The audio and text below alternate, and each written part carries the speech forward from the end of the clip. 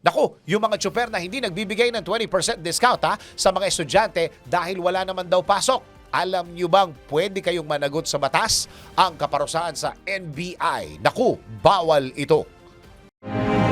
Alamin kung bawal o hindi. Dahil kung di mo alam to, kaso ang kakaharapin mo sa NBI. Nako, bawal ito. Estudyanteng tinanggihang bigyan ng discount ni Mamang Tsuper? Nako! Bawal ito!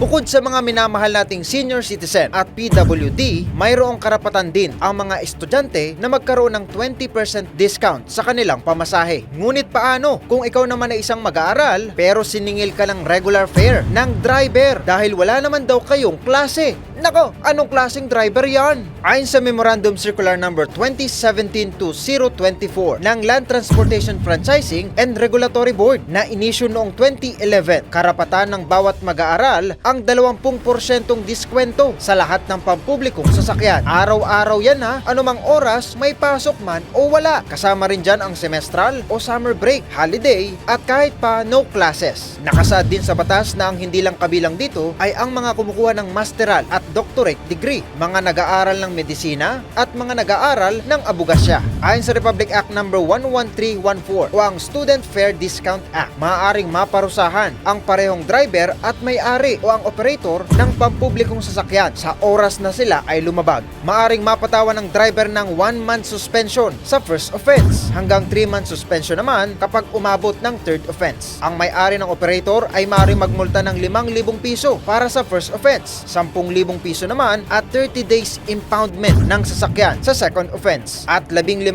piso ang multa at posibleng kanselasyon ng prangkisa naman para sa third offense. Kaya naman para sa mga mamang tsuper, kung ayaw nyong maperwisyo, magbigay kayo ng tamang diskwento. Baka masabihan ka ng, nako, bawal ito.